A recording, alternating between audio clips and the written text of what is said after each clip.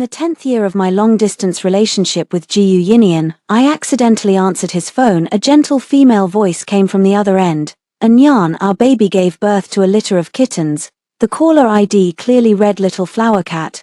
Coldly I replied, "He's in the shower, call back later." Then I hung up. That night, Gu Yinian frantically grabbed the clothes scattered on the floor, threw them on and rushed out. I smashed our home, erased every trace of myself and boarded a plane headed abroad. 3 years later, Gu Yinian cornered me on a resort island, staring intently at the little toddler beside me who bore a resemblance to him. His eyes red, he demanded an answer. That night, he was full of energy, and I was too exhausted to keep my eyes open. My phone kept ringing beside me, half asleep. I answered it. A sweet, gentle voice came through. "Nyan, our baby gave birth to a litter of kittens." Instantly, all drowsiness vanished and my head felt like it would explode. I glanced at the caller ID. "Little Flower Cat, Nyan," the voice called again. Taking a deep breath, I replied calmly, "He's in the shower, call back later." After a moment of silence, the other end hung up. When Gu Yinian came out of the bathroom, he had only a towel wrapped around his waist. Unwiped droplets trailed down his muscle lines into the towel and there were fresh scratch marks on his body, my handiwork. "Why aren't you sleeping more?" He stared at my red-marked collarbone, his eyes darkening as he leaned down to get closer. I handed him the phone. He frowned in displeasure, snatched the phone away, tossed it aside, then pinned my wrists down, his breath drifting over me. "Little Flower Cat," I said. The man buried against my neck froze instantly. "She called to say your baby gave birth." Gu Yinian jolted awake, frantically grabbed the clothes scattered by the bed, threw them on and rushed out. I stayed alone in the home we had decorated together, watching him run off to another girl, his blind date. They had started talking 3 months earlier, confirmed the relationship within a month, and adopted a stray cat together. He would share food, music, even an ordinary cloud with her. He would earnestly reply to her messages, crop me out of random dinner photos before sending them to her. Meanwhile, the chat history between Gu Yinian and me contained nothing but work. Only during the intimacy of the night would he whisper "wife" in my ear, a term used solely for flirtation, yet I had treasured it like a precious gem for 10 full years. I smiled, fished out Gu Yinian's pack of cigarettes from the drawer. It had been so long since I last smoked that I choked on the first puff, tears streaming down my face. A message came from my colleague Yao Yao. "Sister Xiangwan, did you know that Gu Yinian is in a relationship?" Gu Yinian and I had always been strictly professional in front of others, often clashing over disagreements. No one could ever imagine the scene where he would pull me onto his lap, teasing me and saying, "She's the one I chose." Myself, what can I do? Just spoil her. Today, Gu Yinian added that girl to the company group chat. "Hello everyone, I'm Shu Jiaojiao, Mr. Gu's little assistant, please take care of me." Her group nickname was Nyan's Little Flower Cat. Some things didn't need to be said aloud, they were understood without words. I didn't know how Gu Yinian explained the phone call I had answered, but Shu Jiaojiao added everyone in the company, clearly planning to check them one by one. Yaro Yaro sent an emoji rolling its eyes. I'm already annoyed from work and now I'm treated as a rival. In no time, Shu Jiaojiao posted on her Moments a cup of green tea with the caption, "Don't just touch someone else's phone, it's bad manners." Gu Yinian even liked it, expressionless. I picked up a baseball bat nearby and smashed the place into a complete mess, only stopping when the ruins made me smile in satisfaction. When the housekeeping team arrived, I sat on the only sofa still intact, staring into space, not because the sofa was so precious, I was just truly exhausted, too tired to move. "Miss Xia, are you okay?" one of them asked, probably seeing how disheveled I looked. Gu Yinian's chat window still showed no reply from 2 hours ago. I shook my head gently and gave a genuine smile. "Remove all the women's items from here." Gu Yinian and I were college classmates. He grew up in a compound where his family had already paved a clear path for him. All he had to do was follow, but stubborn as he was, he cut ties with his family and started his own business. I became his first partner. He put up the money and I did the work. I asked him why he chose me, given that there were plenty of people in college who were more outstanding than I was. Twirling his pen, he fixed his gaze on me, his eyes full of genuine amusement. "I like your refusal to give in." Once, my ambitious vitality was what he admired. Later, that same ambition became something he feared. "Shu Jiaojiao is nothing like me. She's gentle and innocent, exactly the kind of unambitious, delicate flower Gu Yinian needs. Someone willing to revolve around him." She knows clearly what she wants and takes action to get it. Ji Yinian and I are actually the same kind of people. We resist, we struggle like lurking predators, locked in an unspoken, strategic battle in the business world. Our cunning in social maneuvering and ruthlessness in execution helped us rise swiftly and earn our first pot of gold that night. We both drank too much, lying on the bed surrounded by scattered red banknotes. Ji Yinian turned his head to look at me. His eyes held an emotion I couldn't read, but his tone was warm. You're really something. I smiled. Not so bad yourself. After a year of high-intensity work, this young master finally fell ill with a high fever. I was busy taking care of him when he turned over and pinned me beneath him. I still remember the red rims of his eyes, his body burning with fever, as red as a fully cooked braised prawn. I like you. This time, no pause, no qualifiers, he no longer held back his feelings. The faint scent of tobacco mixed with mint lingered at my nose, his soft gasps swallowed by his kisses. Everything was so hot it set my blood on fire, willingly plunging me into oblivion. I moved back to my own place. Over the years, I'd grown spoiled and developed a habit of not sleeping well in unfamiliar beds. Now I lay awake all night. When I returned to the office, I ran into Ji Yinian. I nodded politely and distantly, but he furrowed his brow. Anian, Shu Jiaojiao trotted over and stood between us. Hello, I'm Anian's fiancé. I nodded and replied, hello. Hearing my voice, his expression flickered with a crack of something unreadable. Without further pleasantries, I stepped straight into the elevator. Xiao Nuan, is that you? Shu Jiaojiao hurried after her, with Ji Yinian close behind. I often hear Nian mention you. You're very capable at work, but women really shouldn't be out in the public eye too much or spend too much time around men. It's much more relaxing to go shopping or get a beauty treatment with your girlfriends. Leave the hard work to the men, don't you agree, Nian? Ji Yinian gently tousled her hair, his tone extremely tender. Would I dare say no? Faced with Shu Jiaojiao's provocation, I didn't react much. She had probably recognized my voice and was eager to flaunt their relationship in front of me, staking her claim over Ji Yinian. When I asked for advice at the company, I proposed that the HR department arrange training with meals and accommodation included. I ignored the reactions of the people behind me and brushed off the spot Shu Jiaojiao had touched. However, my response angered Ji Yinian. After sending Shu Jiaojiao away, he came straight into my office. I frowned in displeasure. Mr. Ji, knocking is basic courtesy. I stressed the last 4 words heavily. I'd returned Shu Jiaojiao's words to her. He smirked, bending down to trap me between his arms and the sofa. You were the one who opened the door last night. His eyes swept over the hem of my skirt, laden with implication. Without hesitation, I slapped him across the face. His fair skin instantly bloomed with a vivid red handprint. Ji Yinian pressed his tongue against his cheek, smiled and sat down across from me. The villa in the western suburbs, I've already had it transferred to your name, and that plot of land you liked before is about to be approved. He lifted his eyelids slightly, his expression calm. Let's part on good terms. He always knew exactly how to strike me where it hurt. The knife I had handed him was now being driven back into my own body. At that moment he looked down on me, just like my so-called stepfathers, professing love while buying it off with money, dressing up the game of a lover's fleeting thrill as something done in the name of love. When Shu Jiaojiao arrived with a lunchbox, she walked right into me, splashing water on Ji Yinian. She screamed, rushed in, and slapped me across the face. I've never been one to take a loss. The only exception was probably falling for Ji Yinian. This time my raised hand stopped midair, seized by Ji Yinian. He stood in front of Shu Jiaojiao, his voice tinged with anger. Xiong Nuan, this is not the place for you to throw a tantrum. I raised my other hand and slapped him hard across the face.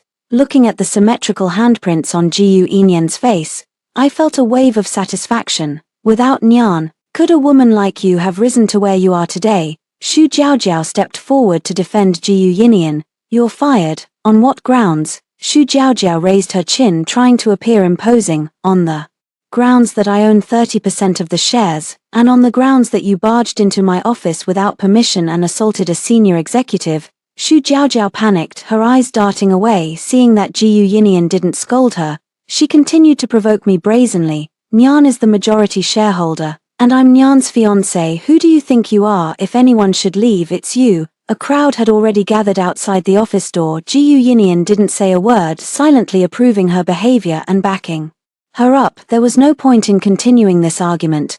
Fine, let's call it quits. I'll transfer my shares to you at market price. Gu Yinian, I've done my part. Gu Yinian, who had been silent all along, showed a crack in his cold expression when I took out the agreement, probably because he hadn't expected me to have already drafted it ready to leave. Xu Jiaojiao smiled faintly. The favored indeed have no fear. Who called the police? I covered my face as I stepped forward, stumbling a little. Officer, I was hit. Now I feel dizzy and nauseous. The hospital confirmed a mild concussion. If I refuse to settle, Xu Jiaojiao will be detained for at least a few days.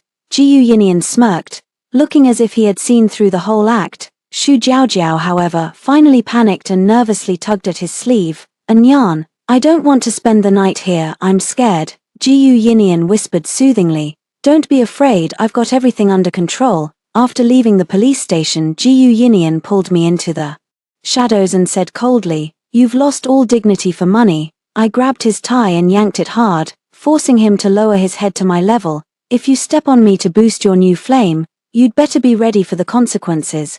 Instead of getting angry, Jiu Yinian smiled, placed his hand on my lower back, and pulled me closer. If you'd just tone down that temper, what man wouldn't want you? I pushed him away in disgust and turned toward the parking lot. Jiu Yinian followed, his voice neither loud nor soft. You know my mom hasn't been well these past couple of years. Xu Jiaojiao just happens to suit her taste. I ignored him and opened the car door, but he raised his hand to block it. Xiong Nuan, I can give you everything except marriage. Get lost. I slammed the car door and sped off. In the rearview mirror, he stood with his hands in his pockets, backlit, his expression unreadable. The street lamp cast a long, lonely shadow of him. Back in the hospital bathroom, I spun in circles and gagged myself until I vomited, feeling disgusted with both Jiu Yinian and Xu Jiaojiao. But it wasn't easy on me either. I went home and crashed. The next morning I got a call from my mom. Xiao Nuan, you haven't come home for dinner in so long. I checked the date and agreed. When I opened the door, an unfamiliar face appeared. My mom introduced him. Xiao Nuan, this is your Uncle Wang. I sighed. This Uncle Wang was different from the refined, wealthy men she usually dated. He seemed like the kind of person who knows how to live a steady life. At the dinner table, my mom eagerly served me food. Xiao Nuan, Uncle Wang has a son who just graduated. Could you let him work at your company? Though I had expected this, I still felt a flicker of disappointment. I quit my job. Why would you quit when things were going well? Did you upset Mr. Gu? She put down her chopsticks in surprise, then after a moment suggested, how about we buy some fruit later and go plead with him? Xiao Nian isn't the kind of child who forgets old ties. With a loud clatter, I threw my chopsticks to the ground. My mom sobbed as she leaned on Uncle Wang's shoulder. She's been stubborn since she was little. Whenever things don't go her way, she throws things and loses her temper. If her father hadn't been so faithless, would I have had to raise a child all alone, bearing everyone's contempt? Have I had it easy? Uncle Wang held her tenderly. From now on you have me, you don't have to carry this alone. I sneered. Right, you're the only one who's never wrong. You're the most wronged of all. Without paying any more attention to the sentimental scene behind me, I turned and left. From the time I became aware, being isolated and bullied made up my entire childhood. I was just leverage for my mother to trap my biological father. After repeated pleas and attempts to hold on only angered him, we ended up wandering from place to place, stuck with the label of wild child. City after city, no one welcomed us, and there was always someone trying to take advantage of my family. Like a stray dog, I drove them off to protect our rights, only to be cursed as a bastard who's petty and has no father. My mom always said, a family without a man won't work. Widows and orphans will be bullied. She was soft-natured, pinning all her hopes on men one after another as a steady stream of new uncles approached with ulterior motives. I was 12 when I came home to find a drunk man pinning my mother to the floor, beating her. The person lying there barely alive was my only family in the world. I used every ounce of my strength to fight a grown man. When he lost his mind and pulled out a knife, I actually felt relieved, thinking that everything could finally end. But my mother threw herself in front of me, holding me without hesitation, her white clothes turning red inch by inch. I thought in this life, we were destined to torment each other.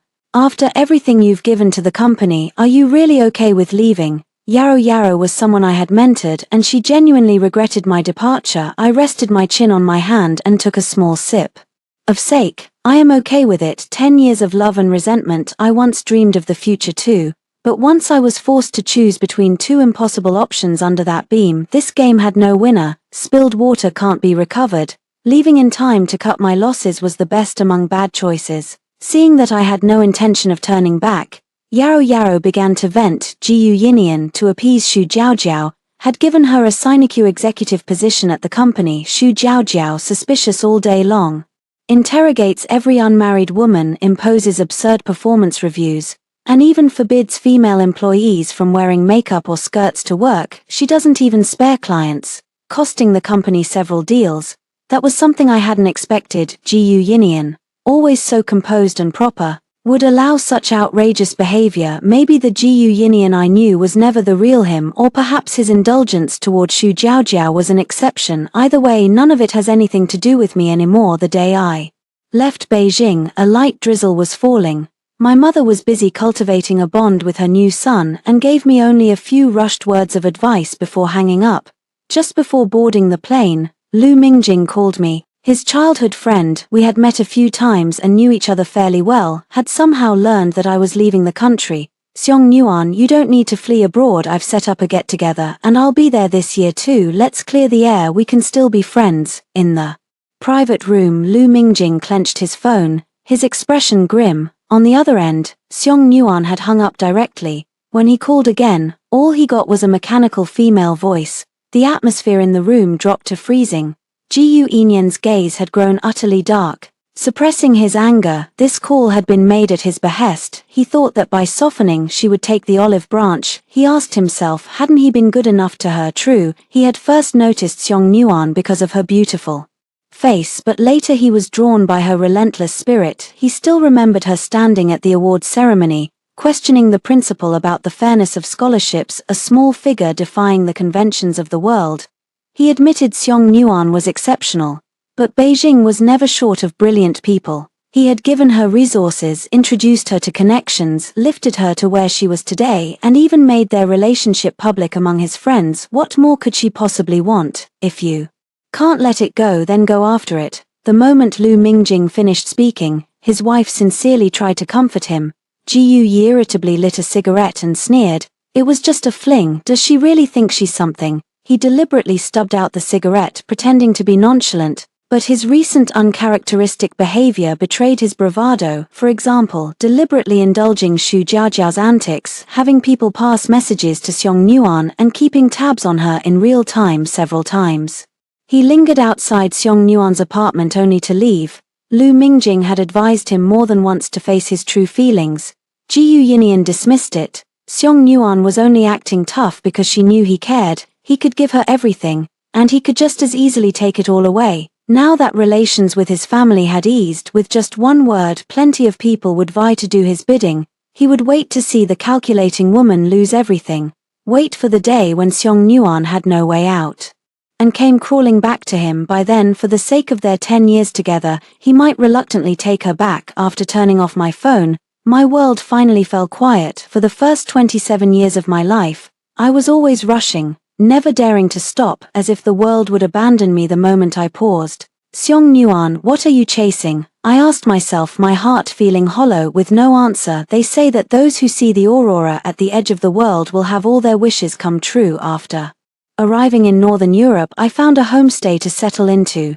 Jiu Yinian and I had once come here on a business trip, but we had to rush back due to snowfall. Many others had come to chase the aurora like me, and by coincidence we all stayed at the same homestay. Some were friends, families, or couples, and we spontaneously formed a little sightseeing group. This town had no skyscrapers, only endless snow-capped mountains and fjords. The sunset glow reflected off the white mountain peaks as a plane took off against the afterglow, stirring up flocks of seagulls that circled in the sky with chirping cries. Night fell, clouds gathered, and only a few stars were visible. But where there's a will, there's a way. Someone suggested we chase the light, so a few of us rented a car, hired a local aurora hunter, and embarked on this childish light-chasing journey. The car drove on through the hazy night until a glow appeared at the edge of the sky. It was the aurora. Someone cheered with joy. The glowing mass, connecting sky and water, pierced through layer after layer of mountains, striking the soul. Why aren't you making a wish? Someone asked me. I was speechless. Perhaps I once had many desires, like wanting my mother to care about me a little more, or wanting to grow old with Gu Yinian, but at this moment, I couldn't utter a single word. The young man beside me prayed devoutly. I hope my mother gets well. I followed his example, clasped my hands together and silently prayed, may I be healthy and may my wishes come true. By the campfire, travelers held mugs of hot cocoa and shared their stories. Some wished for a lifelong love with one person, others prayed with their last hopes for their family's safety.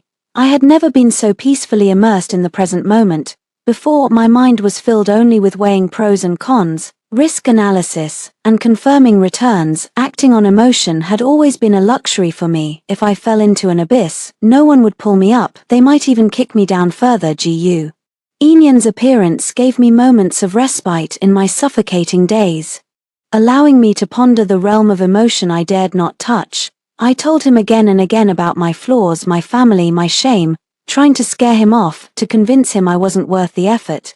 Yet each time he walked toward me with unwavering resolve, affirming everything about me, only to shatter it all in the end, smashing it to pieces and driving knife after knife into my heart, bloody and raw, yet accompanied by an extreme, thrilling release. The heavy snow wrapped around me, the tears in my eyes freezing before they could fall. I opened my arms wide, reveling in a dance with the snow, responding to a fantasy of peace. It doesn't matter, nothing matters. Thick ink-black clouds pressed down on warmth, and people sighed in disappointment. What bad luck, it's snowing, let's go back. On the way to town, disaster struck without warning. The car rolled several times. Outside, everything was a blur of white. An avalanche had hit. Panic, blame and self-pity filled the air. I had imagined countless times what it would be like for my family to go to an amusement park, me with a beautiful bow in my hair, riding on my father's shoulders, shedding all my thorns, acting like a real child and pointing at a plush doll I wanted, whining, "Mom, I want that one." But in that life or death moment, I suddenly realized that human bonds are always temporary, whether family, friendship, or love. Just like now, the earlier lament inside the car turned into mutual encouragement. "We're all going to make it," someone shouted, and everyone began furiously chipping at the window. Before this, we were strangers, yet we supported each other because of this shared journey. After today, a single leg of the journey over mountains and rivers, we would become mere passers-by in each other's lives. Rescued. I lay limp on the ground and drew a small sun in the soft snow, a symbol unique to Seongnyuan. The world cycles and changes, my traces will eventually be erased, but I was truly, tangibly here. Love yourself before loving others. Stuck in the Maya, only you can save yourself. I think my own journey has just begun. At Mrs. Gu's birthday banquet, Xu Jiaojiao stood beside her in a dark blue gown. The guests were all wealthy or powerful, yet Gu Yinian lingered at the edge of the crowd, staring into the night as if this splendor had nothing to do with him. People passing by raised their glasses in congratulations. Congratulations, young Master Gu, on finding such a beautiful lady. Indeed, this was also the day of his engagement to Xu Jiaojiao. Everyone thought young Master Gu was so overjoyed he couldn't contain himself, downing drink after drink, but Gu Yinian, drunk and unsteady, holding Xu Jiaojiao in his arms, called out my name instead. This is the on-site video Yaro Yaro sent me. That day's incident caused a huge scene. Xu Jiaojiao left in tears and Gu Yinian was beaten by his father and sent straight to the hospital. Seongnyuan, I didn't know you and Mr. Gu had a past and I kept bringing up Xu Jiaojiao. You must have been really upset back then. Yaro Yaro apologized over the phone. I shook my head. It's all in the past. Only now do I realize that Gu Yinian never saw me as an equal. Maybe he had some feelings for me, but that's all they were, just some feelings. He could be with Xu Jiaojiao for the sake of family interests, and he could use any means necessary to force me to submit for his own selfish desires. Since he had lifted me up, he had the power to take it all away. My real estate was inexplicably frozen and most of my mutual funds and stocks evaporated. Thinking back to that late-night message, "Come back to me, and all of this is still yours." Coercion and inducement had once been our tactics on the battlefield of business, but now he was using them against me, someone who had once fought alongside him. I gave a faint smile, removed the SIM card from my phone, tossed it into the trash and walked against the light toward my next destination. At the hospital, Gu Yinian was wrapped in bandages. His assistant stood trembling by his side, bowing as he reported, Ever since the boss publicly revealed his relationship with President Seong at the engagement party, he's lost his usual composure and grown increasingly irritable.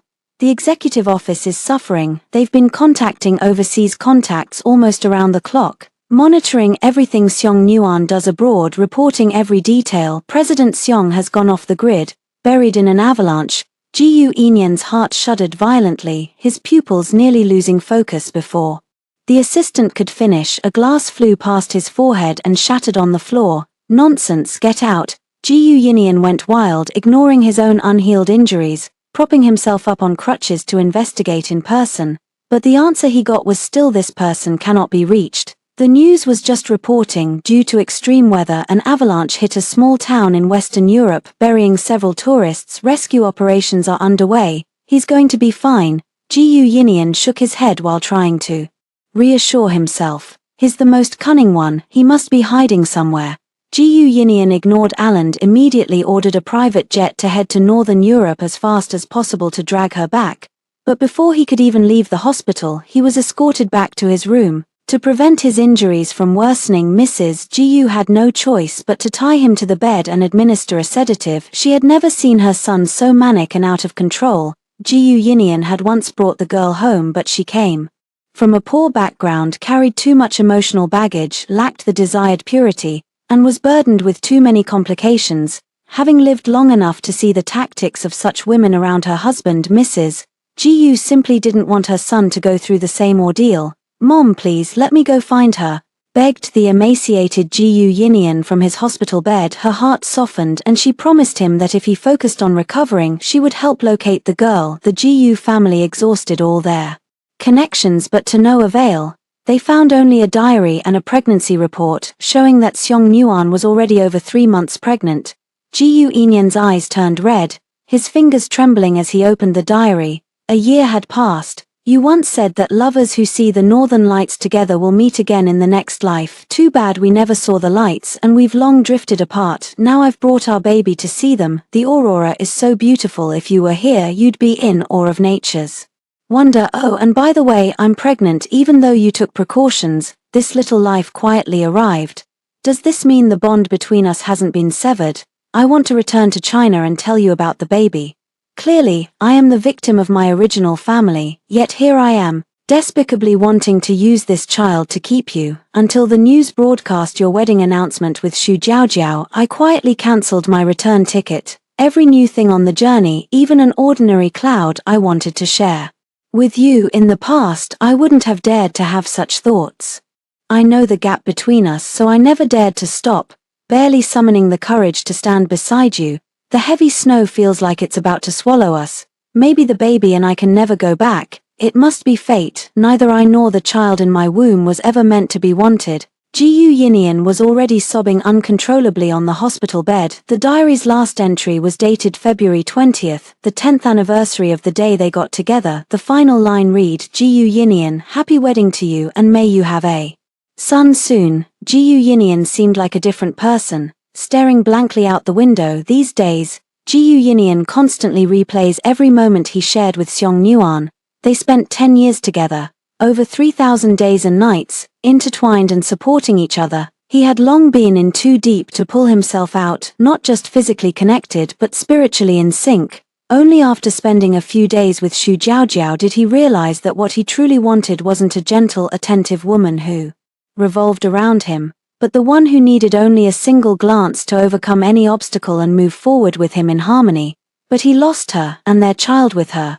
What was he doing back then? Oh, he was busy getting engaged to someone else. At this thought, Ji Eunyan's heart feels like it might burst, an uncontrollable wail piercing through his chest, the pain nearly suffocating. Ji Eunyan lies on the bed, surviving on nutritional drips. Lu Mingjing visits him a few times and upon seeing his hunger strike can't help but shout, "Where was this energy before? Now that she's dead, you're playing the devoted lover. Who are you performing for?" Ji Eunyan struggles to sit up, but his strength fails him, so he can only stiffen his neck and retort, "She's not dead. Both she and the child are fine." If Ji Eunyan weren't already half dead, Lu Mingjing would have punched him.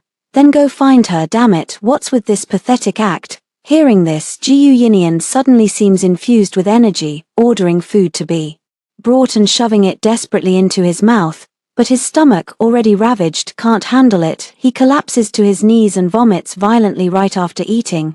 Shu Jiaojiao comes to visit as soon as Jiyu Yinian shows slight improvement, though she still harbors resentment over Xiong Nuan. Since the woman is gone, competing with a dead person feels beneath her. Besides, in wealthy marriages it's common for spouses to go their own ways. Jiyu Yinian is handsome and comes from a good family, and she has genuinely grown fond of him. Best case, feelings might develop over time. Worst case, she grew up witnessing the tactics of the elite and can handle 80% of them. As long as she has a child to secure her position, the rest of her life should be worry-free. But the moment she steps inside, Jiyu Yinian grabs her by the throat. If it weren't for you, she never would have gone abroad with the child. How dare you show up in front of me? You killed her. Jiyu Yinian's grip tightens and Shu Jiaojiao can't even get out a full cry for help. Jiyu Yinian has gone mad, completely mad. If Madame Jiyu hadn't arrived in time, the consequences would have been dire. Lord Jiyu is furious and orders him to be sent away for close treatment. While rebuilding his strength, Jiyu Yinian secretly looks for chances to escape. Finally, one day when the medical staff are lax during shift change, he sneaks out and heads for his former love without a second thought, searching for her year after year amid the endless snowy mountains.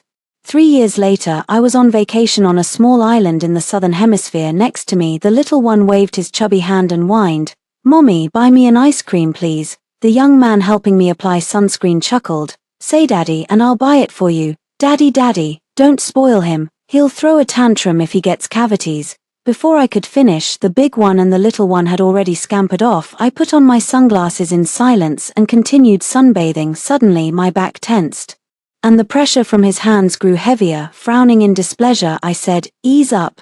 The breathing behind me seemed to quicken, but I didn't think much of it until a warm palm traveled down my spine and pressed firmly into the hollow 3 inches above my waist. I couldn't help but cry out. Luckily, no one was around to witness my embarrassment. I turned angrily to see Jiyu Yinian's face twisted with suppressed rage. He was gaunt, with dark circles under his eyes, clearly lacking rest for a long time.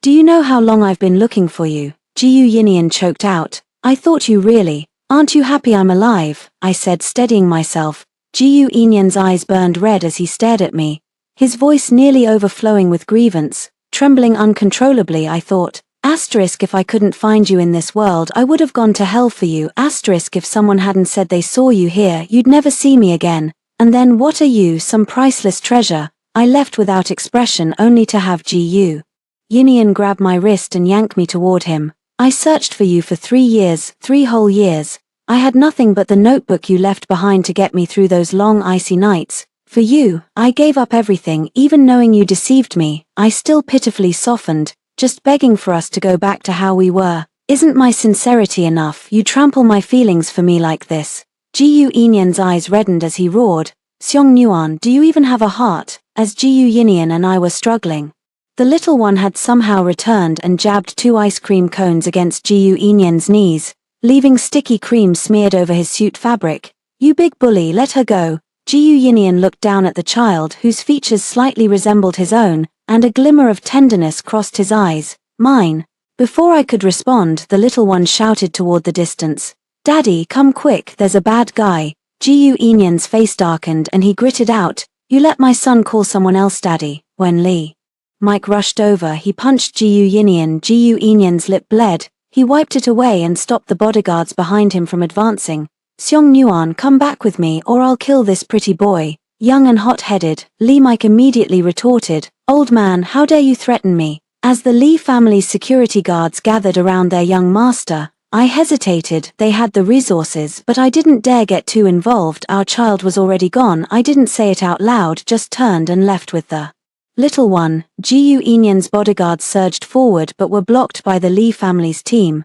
"Don't leave, you said you loved me." That diary, I refused to believe it was all fake. His desperate shouts echoed behind me. 3 years ago, I was under surveillance at all times. Every step I took met with obstruction. I had no choice but to bribe connections, keep my own information sealed, and also send Jiyu Ian a grand gift. I wanted him to remember me constantly, to remember how our child and I had died in despair. At that time, he was deeply entangled with his new flame.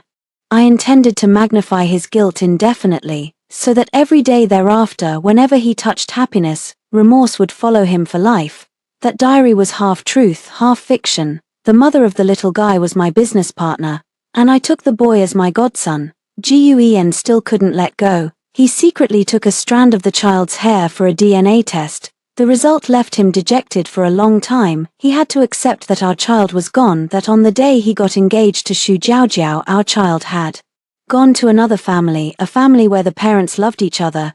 Guan did not return to the country. Instead, he tracked down my address. Compared to his fruitless search 3 years ago, I was not surprised. By now, I had long made peace with the fact that he could find these things. After all, 3 years had passed, and there was no need to hide from him anymore. Xiong Nuan, give me a chance to make it up to you, please.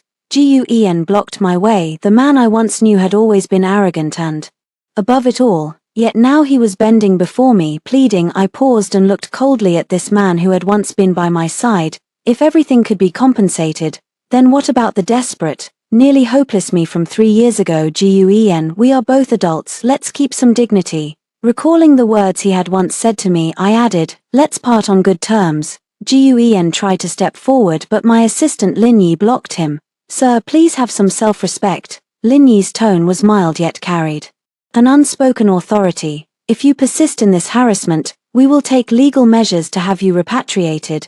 Lin Yi opened the back door and raised a hand to shield my head as he saw me into the car. Guan gritted his teeth, glaring at Lin Yi's overly familiar motion. Who are you? After closing the door, Lin Yi calmly handed his business card to Guan. I am Lin Yi, Ms. Xiong's personal assistant. If you need anything, make an appointment with me for her time. The car moved steadily forward. I glanced back and saw Guan clenching his fists, staring fixedly in the direction we had left. I couldn't help but laugh and teased Lin Yi in the passenger seat. Assistant Lin, I thought you were always so steady, but you're surprisingly good at riling people up. Lin Yi's face remained expressionless. It's my job. TSK, no sense of humor, boring. I looked down to deal with documents. In a corner unseen, Lin Yi stared at the figure in the rearview mirror and tightened his grip. Under Lin Yi's arrangements, I rarely ran into Guan again. I affirmed his workability and raised his year-end bonus commission by another 2%. Lin Yi remained expressionless as he placed a cup of brown sugar water and a heat pack on my desk. I slapped my forehead. No wonder I've been so irritable lately. It's my period. I collapsed onto the sofa and Lin Yi arranged the meal containers. This isn't the place I usually order from. Lin Yi took out chopsticks and a spoon from the bag and handed them to me, saying unhurriedly, this is chicken soup I made. Don't order takeout for the next few days. I pursed my lips. It's hard to turn down homemade soup, but I've been trying to lose weight. Just as I was hesitating, Lin Yi had already filled a bowl and handed it to me, saying softly, I've skimmed off the oil. It won't make you gain weight. I couldn't help but sigh. Whoever ends up marrying you should set off firecrackers for 3 days and 3 nights. Lin Yi lowered his gaze as I drank the soup, a flicker of some unreadable emotion crossing his face. He moved his lips as if to speak, but was interrupted by 2 childish voices. Godmother, godmother, warm, my godson and I came to see you. Little Bean and Lee Mike rushed over, but Lin Yi steadily caught them in front of me. Godmother, will you take me to the amusement park? Little Bean shook my leg. I clutched my aching belly and forced a smile. How about another day? Godmother isn't feeling well today. Little Bean's round eyes darted around and suddenly he shouted joyfully, I have a little sister now, don't I? He rubbed his chubby face against my stomach. Godmother, you finally agreed to give me a little sister with godfather. I glared at Lee Mike, who was shrinking into the corner, poking his fingers and pretending to be a quail. Lin Yi stood up, grabbed Little Bean by the collar and carried him out. Uncle Lin has some summer homework for you. When he came back, I had just finished scolding Lee Mike. Stop dragging Little Bean into your mischief. Seeing Lee Mike about to drink the chicken soup, Lin Yi strode over and snatched the bowl away. What do you mean by that, Assistant Lin? Lee Mike frowned in dissatisfaction. Lin Yi's face was cold, a faint smirk tugging at his lips. Drink this and you'll end up impotent. Damn it. The next time I saw Guan was in my company's conference room where he came as a client. I don't accept handouts, but I won't turn down what I've earned. Guan had abandoned his usual faultless business demeanor. Lee Mike, however, grew more unreasonable by the day, camping out in my office and following me everywhere. But I could do nothing about it. He's a distant relative of my business partner, a half-Chinese, half-British golden boy, the youngest son doted on by everyone in his family. After he interrupted my project meeting with Ji Yin for who knows how many times, I lost my temper. Lee Mike froze for a moment, his European-style peach blossom eyes instantly filling with grievance. It won't happen again. Since then Lee Mike had kept a low profile for a while. He stopped wearing leather jackets and switched to suits, with his shoulder-length hair slicked back with gel.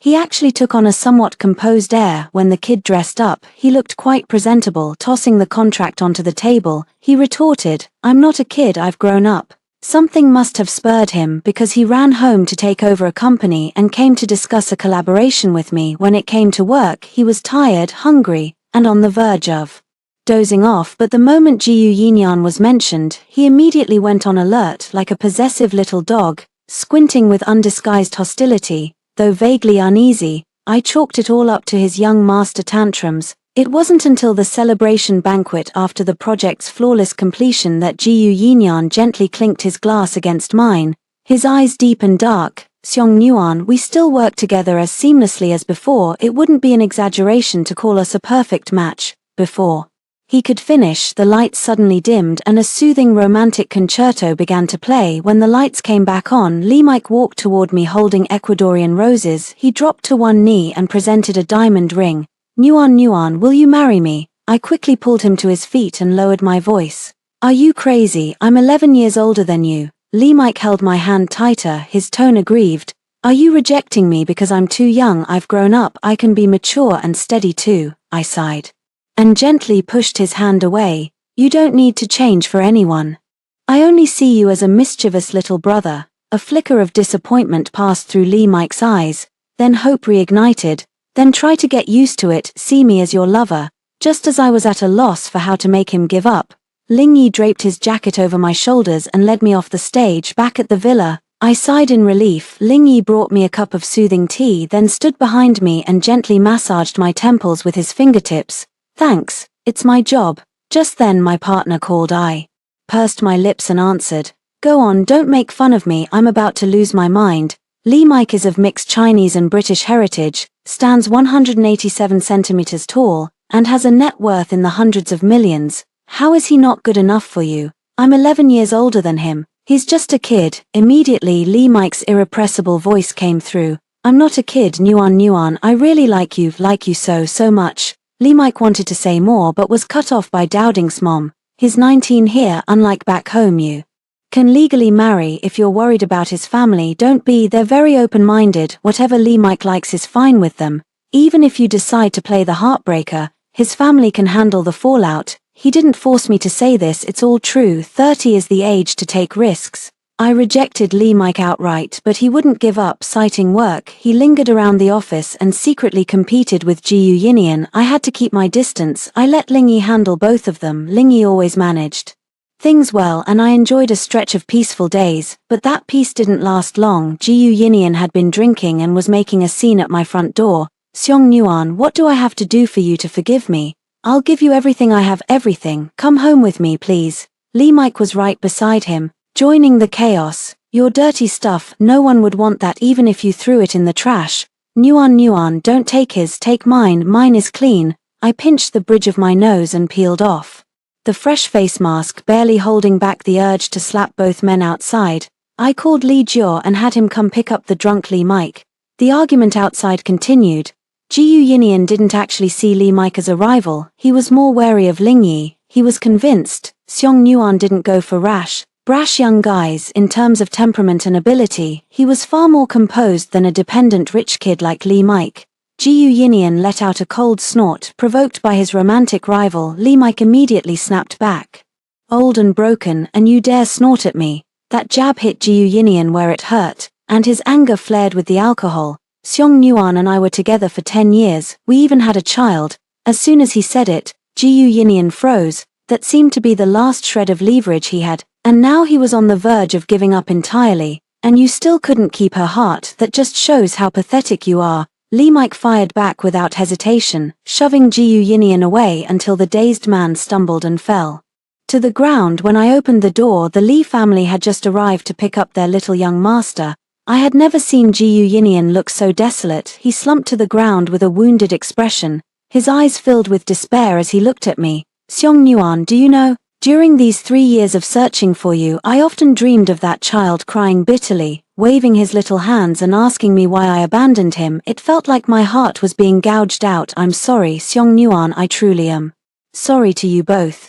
Jiyu Yinian covered his eyes with one hand, trying to preserve the last shred of his dignity, but tears seeped through his fingers. First I sighed, go back, don't come looking for me anymore, there's no going back for us. Recalling how spirited he once was, after 3 years of mental torment, still in his early 30s but with a few silver threads now in his glossy black hair, my heart grew even heavier.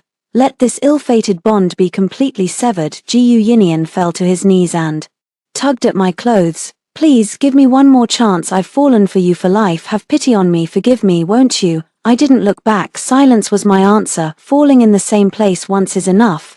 The past cannot be chased after, but the future is yet to come. Under the streetlight, Jiyu Yinian could no longer suppress his surging emotions. Clutching the shirt over his chest, he curled up in a corner, letting out mournful sounds. He could only watch helplessly as his beloved walked away. Xiong Nuan, with her back to him, never looked back. Once he thought that separation by life and death was the most painful. Only now did he understand, the distance that is both within reach and endlessly far is the most torturous and unbearable. The one walking away was the treasure he had found in his youth, but now, that treasure no longer belonged to him and had utterly abandoned him. In the corner where he no longer showed up, the gold still shone with its captivating light. He had to admit that without him, Xiong Nuan was still living well. She had never been anyone's accessory in this entanglement. Only he remained stuck in place, forever and ever stuck in place. The end.